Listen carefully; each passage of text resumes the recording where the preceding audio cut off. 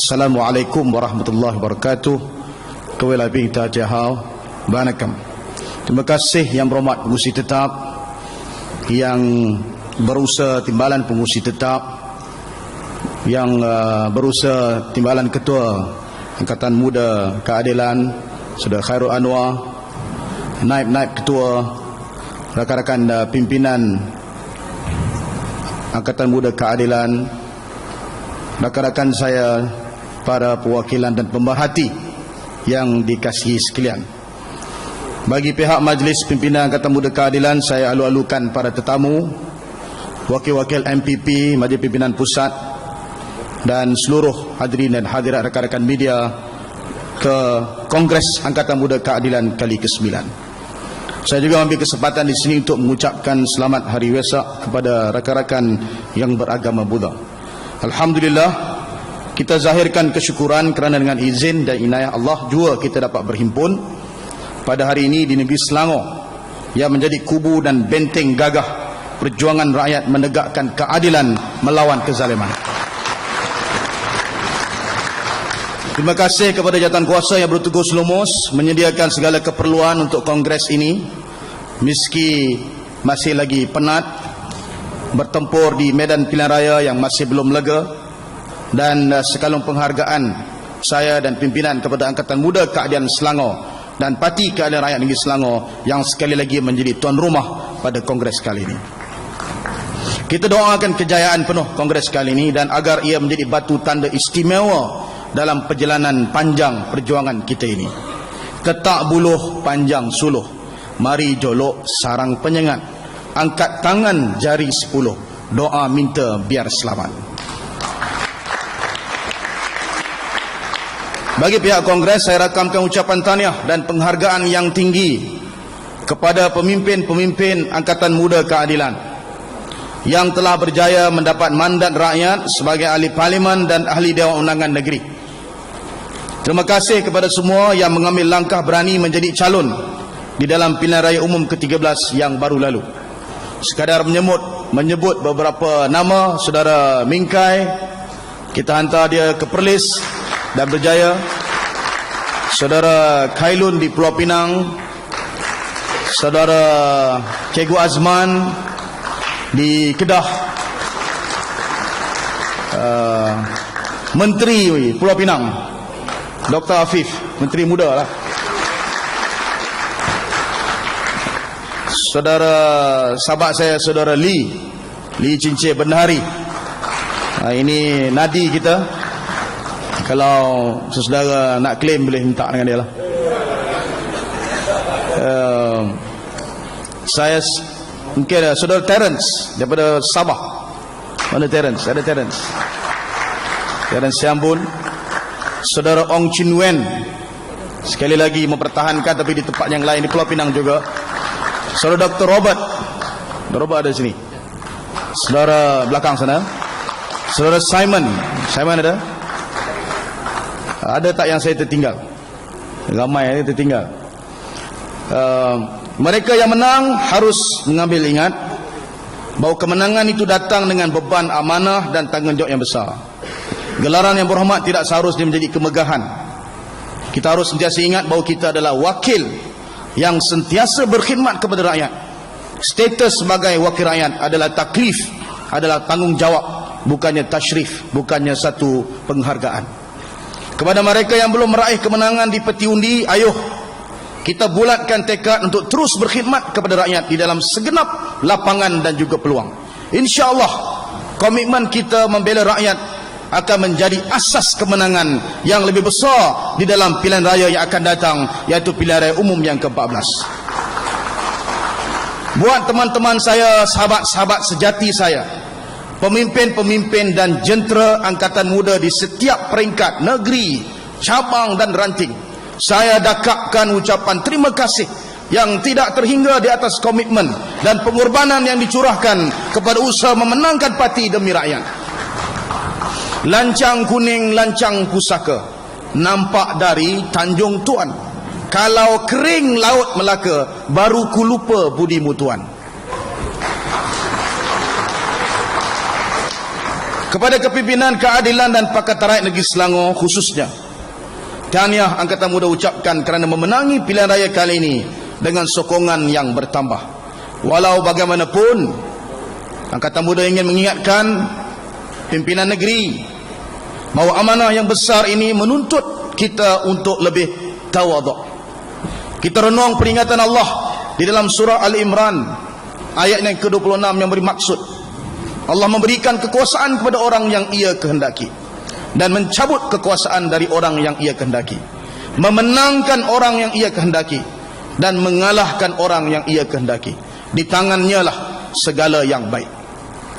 Sidang perwakilan dan pemerhati yang dikasihi sekalian, keputusan pilihan raya umum ke-13 menjadi bukti yang jelas bahawa Pakatan adalah harapan rakyat. Lebih 51% atau 5.6 juta pengundi telah memberikan undi kepada calon-calon Pakatan Rakyat dengan harapan reformasi dapat dilaksanakan di negara ini. Daripada jumlah itu, 2.25 juta pengundi memilih calon-calon Parti Keadilan Rakyat. Ini bermakna Keadilan menerima 40% daripada keseluruhan undi yang diperolehi oleh Pakatan Rakyat. Kita telah meraih pencapaian yang gemilang sebagai sebuah parti politik utama di negara ini, meski secara relatifnya usia parti masih lagi muda. Tomahan liar sejak penubuhan Parti Keadilan Nasional bahawa parti kita tidak akan bertahan lama, kini ternyata tidak benar sama sekali. Angkatan Muda Keadilan mengambil kesempatan di dalam Kongres ke-9 ini merakamkan jutaan tahniah kepada Yang Berhormat Datuk Seri Anwar Ibrahim Ketua Umum dan juga Datin Seri Presiden Parti atas kejayaan ini. Syabas diucapkan kepada Yang Berhormat Timbalan Presiden yang telah melaksanakan tugas dengan sebaik-baiknya sebagai pengarah pilihan raya pusat. Sebagai perbandingan, Barisan Nasional hanya mendapat 47% atau 5.2 juta undi. Malah parti-parti komponen Barisan Nasional selain UMNO dan PBB menerima pukulan yang hebat dan mencatatkan prestasi yang lebih buruk berbanding pilihan raya umum yang ke-12. Ada yang ditolak secara total. Sebahagian besar undi yang diraih Barisan Nasional ialah dari kawasan luar bandar. Ini hasil perancangan mereka selama ini mengatur persempadanan pilihan raya sehingga memberikan nilai yang lebih kepada undi luar bandar. Kawasan-kawasan pilihan raya luar bandar dibentuk dengan jumlah pengundi yang sedikit berbanding kawasan pilihan raya di bandar yang mencecah ratusan ribu pengundi. Persempadanan yang tidak seimbang dan tidak adil ini melanggar panduan yang telah digunakan pakai sejak pilihan raya pertama negara ini bagi mengelakkan kesenjangan yang terlalu besar antara nilai undi bandar dan undi luar bandar. Hakikat yang tidak dapat dinafikan, semua bandar-bandar besar dan ibu negeri memilih calon-calon Pakatan Rakyat sebagai wakil rakyat, kecuali Bandar Kanga dan Johor Bahru yang masih lagi kekal di tangan BN, tetapi dengan majoriti yang jauh lebih rendah berbanding pilihan raya sebelum ini. Sidang perwakilan yang dikasihi sekalian, apabila sahaja BN mencatatkan prestasi yang buruk di dalam pilihan raya, pemimpin mereka akan meracau dan membuat tuduhan liar, meletakkan kesalahan ke atas orang lain selain diri mereka sendiri. Kerana itu media mereka terus meningkatkan dendang perkauman, menuduh masyarakat Cina sebagai tidak mengenang budi.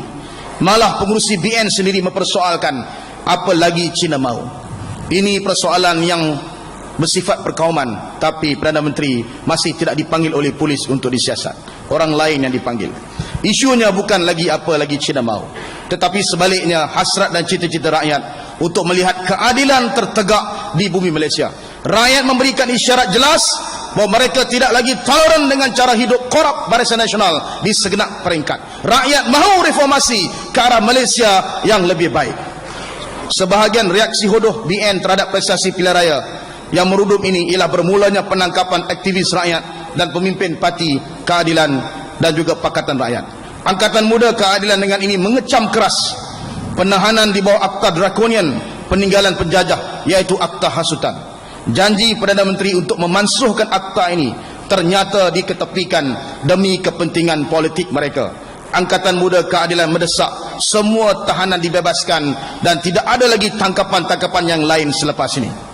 Pasukan polis seharusnya menumpukan kepada usaha mencegah jenayah dan menjamin keselamatan rakyat, bukan menjaga kepentingan politik pemerintah.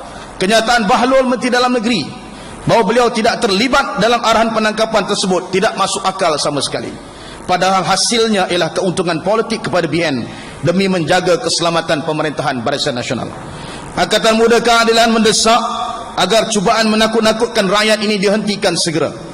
Budaya ketakutan ini tidak akan mampu mencengkam Malaysia.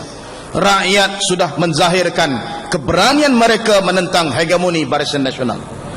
Marcus Cicero, seorang negarawan ulung Rom, pernah menulis, barang siapa cuba mentadbir negara dengan menggunakan ketakutan adalah gila.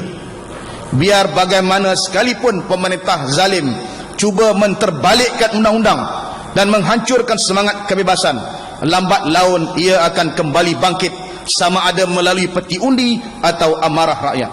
Kebebasan ditindas dan bangkit semula akan menggigit dengan gigitan yang lebih tajam berbanding jika ia tidak pernah hilang.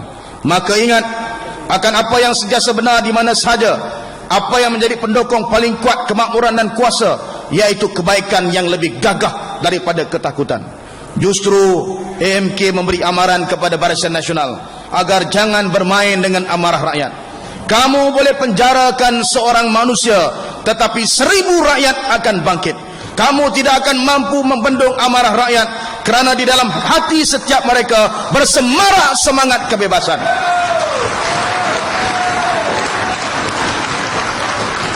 Tuan Pengerusi Tetap, Sidang Perwakilan Pemerhati, Pimpinan Angkatan Muda Keadilan komited untuk terus menyemarak semangat rakyat melalui usaha-usaha meningkatkan kesedaran dan kefahaman. Kita juga akan terus menggembling tenaga rakyat untuk menggerakkan perubahan di semua peringkat. Ini komitmen kita sejak hari pertama reformasi. Ini komitmen kita yang dizahirkan di dalam deklarasi Perbatang Pau 15 tahun lalu. Hari ini komitmen kita kekal mantap. Pakatan Rakyat tidak mempunyai masalah untuk menerima keputusan rakyat. Kita hanya mempunyai masalah dengan mereka yang cuba menafikan kehendak rakyat di peti undi melalui penipuan dan manipulasi. Dakwat kekal yang kononnya akan menghalang pengundian berulang kali oleh individu yang sama, ternyata hanya mampu kekal beberapa minit.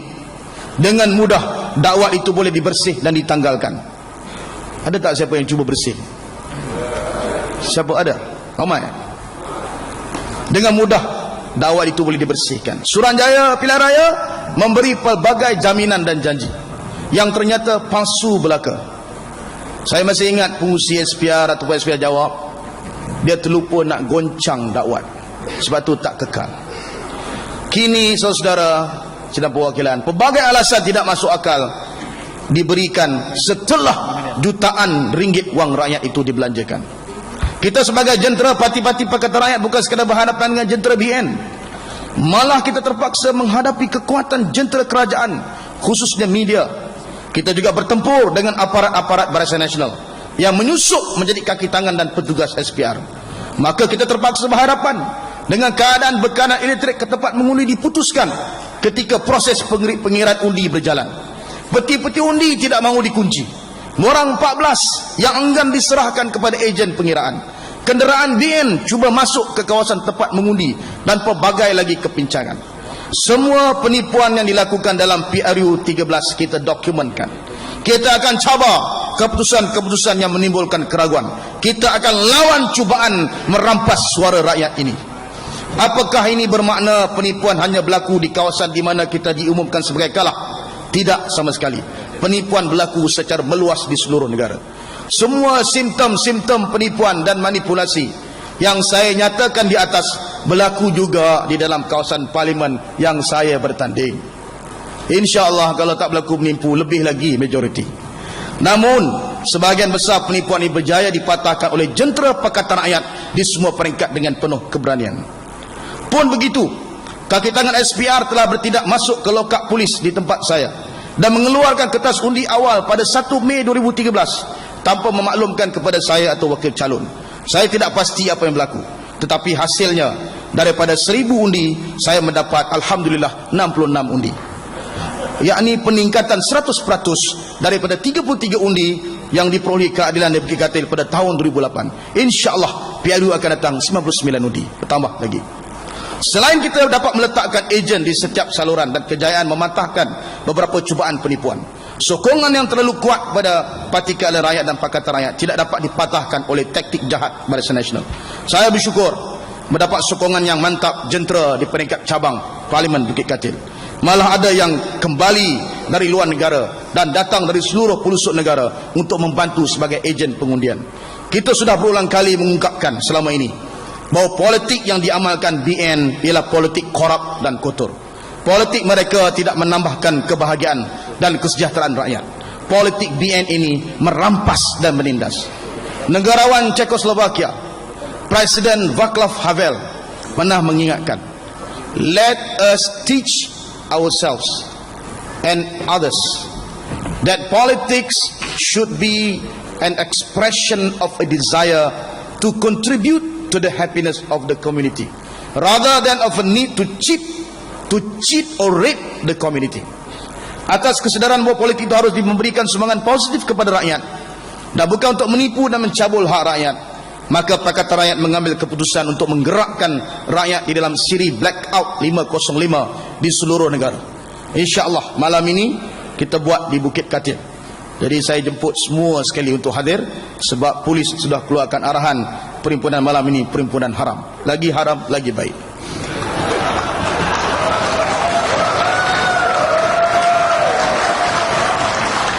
Kita mau zahirkan kehendak sebenar rakyat. Hanya dengan cara itu, politik akan mampu memberi nilai tambah yang membahagiakan dan mensejahterakan rakyat. Angkatan Muda telah memainkan peranan utama mendukung usaha ini. Dan hari ini kita ulangi sekali lagi komitmen kita untuk menggerakkan usaha murni ini. Sidang perwakilan dan pemerhati yang dikasihi, usaha memurnikan keputusan Pilihan Raya Umum ke-13 harus terus diterajui oleh pemimpin yang kita sayangi, Datuk Seri Anwar Ibrahim. Sokongan besar rakyat kepada Pakatan Rakyat adalah atas keinginan untuk melihat beliau diangkat menjadi Perdana Menteri reformasi yang pertama di Malaysia ini.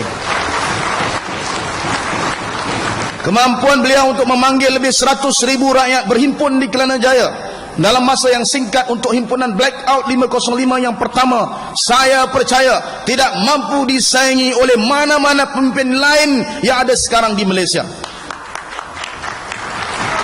Dengan kata lain, beliau mempunyai political capital yang sangat besar dan menikmati keyakinan dan juga sokongan rakyat.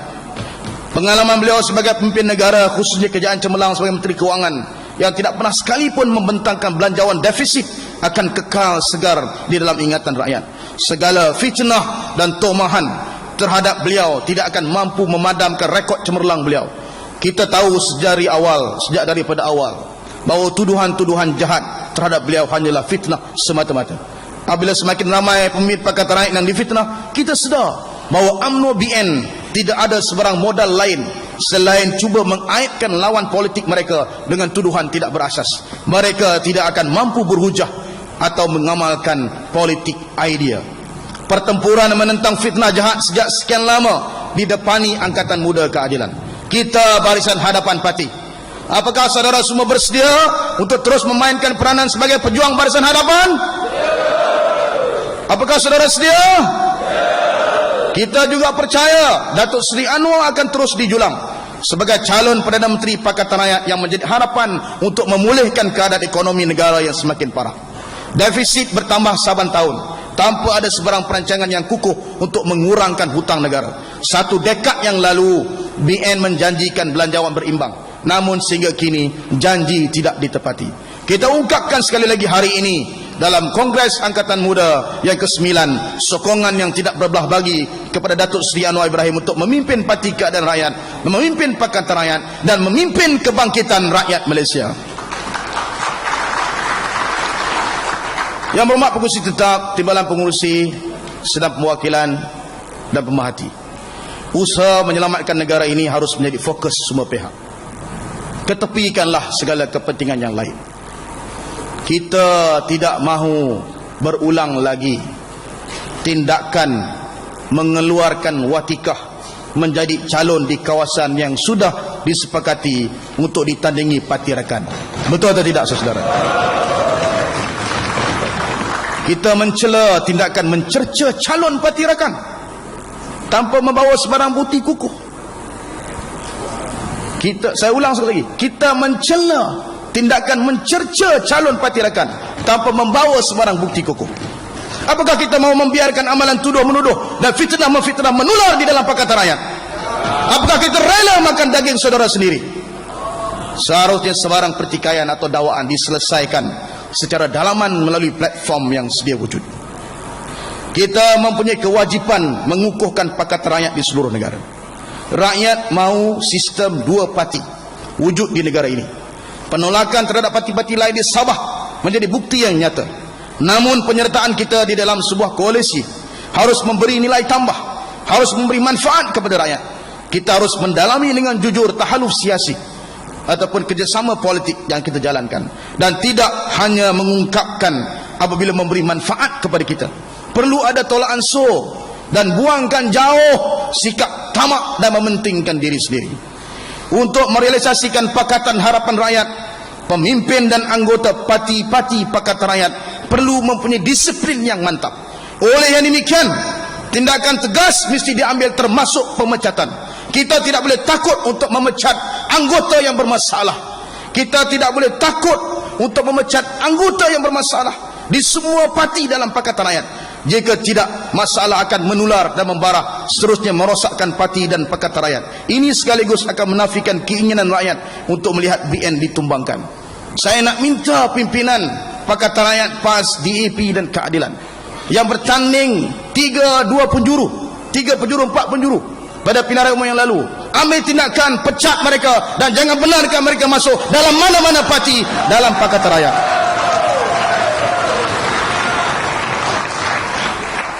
Jika tuan mengangkat peti, tolong masukkan semua barang. Jika kita bersatu hati, lawan gagah pasti kecundang. Sidang perwakilan dan pemerhati yang dikasihi sekalian, Angkatan Muda Keadilan menyeru parti untuk mengambil sikap bahawa kita sekarang sudah berada di dalam kempen pilihan raya umum yang ke-14. Kita perlu jalankan kempen secara berterusan dan jentera parti dipastikan sentiasa siap siaga dan cergas, menunggu sehingga saat-saat akhir atau lebih parah lagi sehingga parlimen dibubarkan sebelum mahu bergerak adalah resepi utama kekalahan. Benar kita berhadapan dengan penipuan, namun penipuan itu insya-Allah boleh kita lawan dengan jentera yang mantap dan lengkap. Kehadiran polling agent, counting agent di setiap saluran adalah amat penting bagi melawan penipuan jentera BN dan SPR.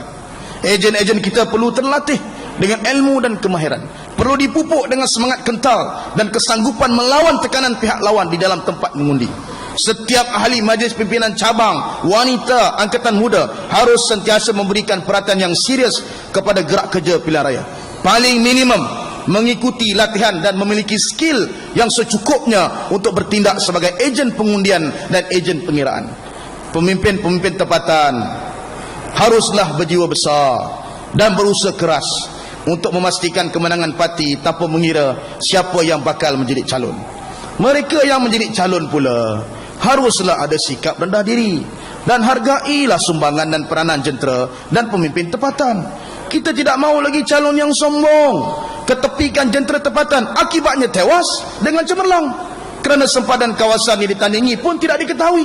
Bagaimana mungkin nak menjalankan kempen yang mantap? Setuju tak ni?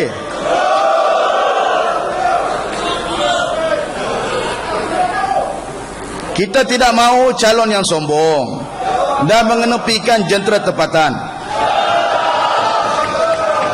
Akibatnya tewas dengan cemerlang.